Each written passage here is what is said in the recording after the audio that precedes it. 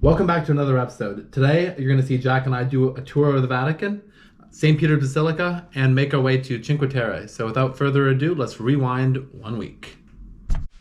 Trying something new now, shooting at 60 FPS instead of 30. And 2.7K instead of 1080p, so maybe the video quality is going to be even better. It's currently noon o'clock, and we're leaving the hostel for the first time today. We're going, like I mentioned, to Vatican. Going to do a Vatican tour and Sistine Chapel, and then who knows what else, we'll have to see. So that's basically the plan for today. I'm just heading there now. We're going to take the metro. Unfortunately, it's going to be a really hot day for us because we have to wear pants inside the Vatican. We had the same breakfast as yesterday. It's just a croissant. Well, actually, I had a donut technically, but it was basically like a chocolate croissant and a cappuccino. And I'm going to grab a sandwich, and we'll maybe grab lunch when we're down there too. So, yep, we're heading down there. I'll show some footage of the Rome metro too, because I think that'd be kind of cool. First taste of the Rome metro, and honestly, it's not too bad. I'd say like so far better. Pretty easy, only because they only have two lines. No. Yeah, the A and the B. Is that true? Oh, okay. Well, yeah. Maybe that's true. I don't know if that's actually true or not, but it was very easy to figure out. At least from here, there's only 2 lines. There's probably more lines around the city. Maybe it's just from here.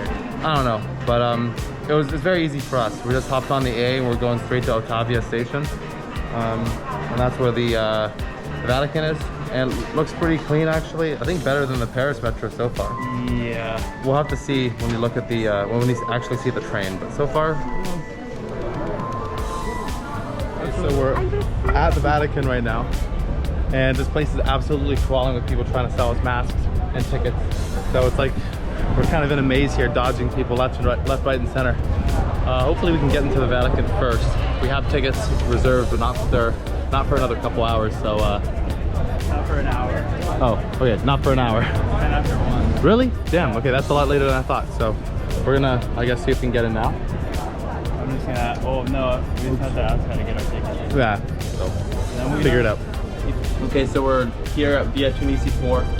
This is where we pick up our tickets. We bought them on TripAdvisor. We thought we could get here at any time and just grab them, but turns out that since our tour is at 2:15, we had to be here at 2 on the dot to get them. And we're here about 45 minutes early, so we have these little Sammies. We eat some Sammies while we wait for the next 45 minutes, and then hopefully head into the Vatican just up there. Not that you can really see it, but we have a nice spot in the shade right now. So these sandwiches, by the way, salami and mozzarella, $2.80 each. So pretty good price-wise. We got 2. Did it taste good? No. There you go. So yeah, should have gotten 2. Kind of small. A little small, yeah, but $2.80 each. Can't go wrong with that. So we're just gonna wait here, I guess. Okay, we made it into the Vatican the Vatican Museum after a grueling, horrible experience. No, I'm kidding. We paid for this basically like a line skip kind of thing, where this guide got our tickets for us and got us in. So it was kind of helpful, I suppose, but I've been griping to Jack about how I don't like tours and how I don't like stuff like that. So we're inside though. I'm happy to be here. So we got a lot of footage of the museums, but not at the Sistine Chapel because apparently we're not allowed pictures, which is a shame, but that's okay. At least I'll get to see it. You don't. Also, technically we can say this is kind of country number 8, even though it's like Vatican City is like a state kind of. Country number 8. So this is something that I didn't know. This museum is very, as Jack was just saying, this very similar to the British Museum in the sense that we have a bunch of ancient Egyptian artifacts here, and presumably different cultures as we kind of progress through the museum. I thought it would have been like mostly Rome and history of the Vatican, which I imagine we'll get to that point too. But there's a lot more, I guess, yeah, a lot more than I expected. All pretty cool stuff.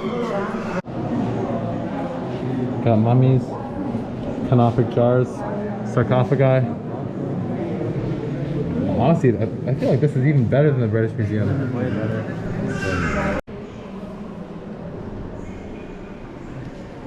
Now this is an awesome statue. Statue of the Nile.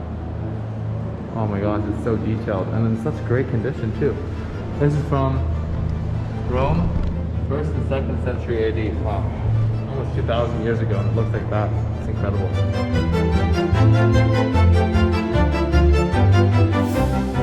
And in this hall, we basically just have an entire row of busts like this. And statues. This is insane. Roman emperors, I think. Let's see. Yeah, it says right here. In Italian. Oh, and English too, okay. Tiberius, Vespasian, Severus, all sorts.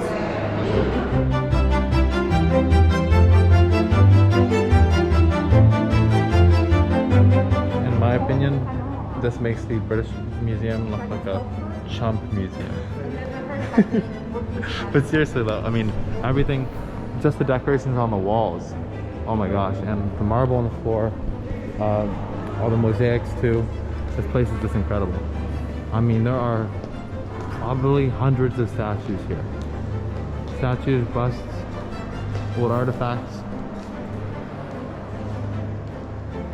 Okay, I said hundreds of statues, more like thousands of statues. I mean, this place is just endless. Now this is one I do know. Perseus with Medusa's head.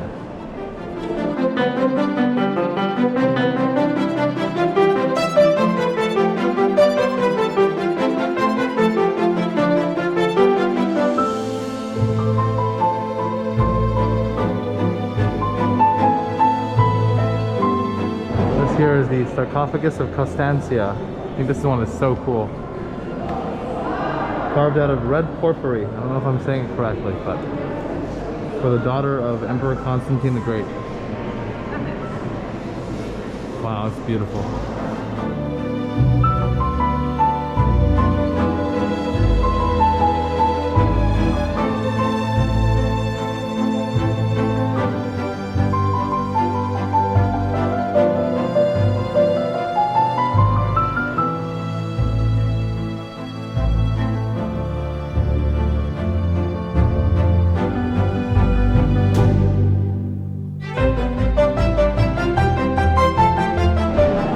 Okay, so this is called the Gallery of Maps that we're in, and I'm just reading this, so I'm not some like crazy historian.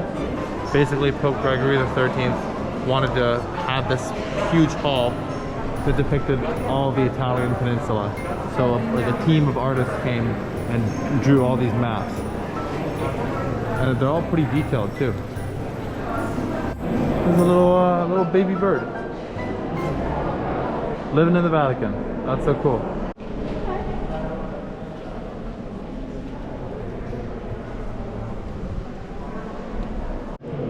We're getting pretty close to when the Sistine Chapel is going to close, but we decided to take the long way anyways, and I'm glad that we did. This is Sala Constantino, and I mean, this is just stunning. Finally, we're making it to the Sistine Chapel. Like I said, I can't get this on camera, so if you want to see what it looks like, just Google Sistine Chapel. So we saw the Sistine Chapel, and it was very cool, stunning. But honestly, I think that a lot of the other murals that we've seen, paintings on the walls, and just the galleries are equally as impressive. The Sistine Chapel obviously carries the weight with the name, but some of the rest of the stuff is, I think, I like it better. It's almost more ornate and a little bit more detailed. But it's still worth it to see. Very cool. This is exactly what I'm talking about. I mean, these halls are just as detailed as the Sistine Chapel, in my opinion. Now, again, I'm no art expert or anything by any means, but it looks more detailed. These designs are more intricate. I think it's just as impressive. And the Sistine Chapel just has the name behind it. And it's also, isn't it all Michelangelo? Yes, it is all Michelangelo, but like, look at this stuff. Don't be fooled, those are mirrors over there. I thought that went like for rooms and rooms and rooms, but it's just mirrors. Oh my gosh. Unfortunately, it's kind of not as impressive because there's a gift shop in here. But wow, just look at these ceilings. Just keep your head up and don't look at the gift shop. And we're out of the Sistine Chapel, out of the Vatican Museum, on our way to see St. Peter's Basilica, which, oh damn, I guess we're here. St. Peter's Square. St. Peter's Square, and the Basilica is just over there, I guess. And we made it through security. Here we are, on our way inside. I thought the Cologne Cathedral would be tough to beat, but I mean, I guess of all places, St. Peter's Basilica in Vatican City. Oh my gosh. Oh, this is amazing. We're gonna head over there.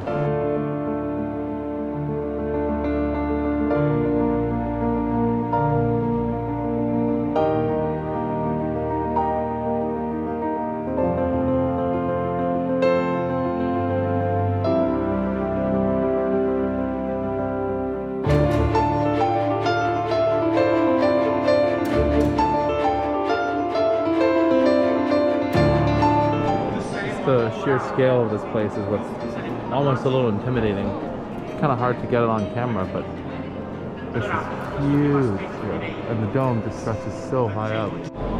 Okay, now we're on our way out. Honestly, it is just stunning in here. Like, everywhere you look, statues, murals, paintings, carvings. The floors are all different types of marble. It is really, really something else. All right, so we're walking back, and yeah, we're gonna go find something to eat. Maybe Pizzeria Andrea? Maybe. For the third time, because it's good and it's cheap. Or we'll find somewhere else, we're not sure. This way.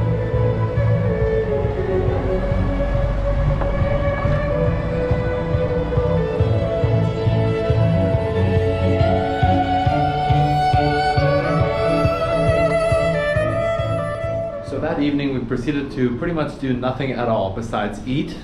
Got my pizza with salami, mushrooms, prosciutto, half an egg for some reason. Watching the Grand Tour, and then Jack, hot dog and French fry pizza. I thought it was gonna be like sausage and potatoes. I told you it was a hot dog. And the next day was much of the same. We kind of just lazed around, didn't really do much in the morning. Then in the afternoon, when Jack bought a couple of shirts, met up with his uncle as well for some drinks, and then this happened. And thus concludes our time in Rome. Rome, it's been fun, but we gotta get going. Next stop is Cinque Terre. So, our original plan was to leave tomorrow on Friday, May 20th, but it's currently Thursday, May 19th. Well, the reason that we're leaving right now is because apparently there was a scheduled strike for transport, Italian transport, which includes the rail services that we are planning on taking. So instead of leaving tomorrow, we're leaving tonight. And we're gonna arrive in Cinque Terre at 11:25 tonight. Well, not really Cinque Terre, it's actually La Spezia. Jack, we're going left here, so let's just make it snappy across this road. Plan is to make it, woo, holy crap, and then figure it out from there. We'll either stay in a hotel, or we're just gonna spend the night in the train station. We don't know yet, we'll see. Stay tuned to find out. Okay, we made it. We're on the train, and we got like 10 minutes to spare, I think, so we're good. We're gonna make it to Cinque Terre tonight. So upon our arrival, assuming all goes well, and that the train strike doesn't start tonight, we're considering just not getting a hotel or a place to stay or anything tonight, and just kind of maybe checking our luggage if we can overnight, if that's possible, and then hanging around until the soonest train that we can take, which will be 4:45 in the morning. Tomorrow we'll be checking in to our Airbnb, and then having a nice, chill, relaxing day. Because after today, which is supposed to be our chill day, where we ended up just sleeping in until like 11, and then going shopping and running around and meeting with some Jack's aunt and uncle, and then this whole new fiasco with trying to get to Cinque Terre early. It turned out to be not very relaxing at all. So we're both pretty beat and are gonna need tomorrow to just relax. Hopefully on a beach in Cinque Terre. That would be ideal. On the move. Cinque Terre, we're coming.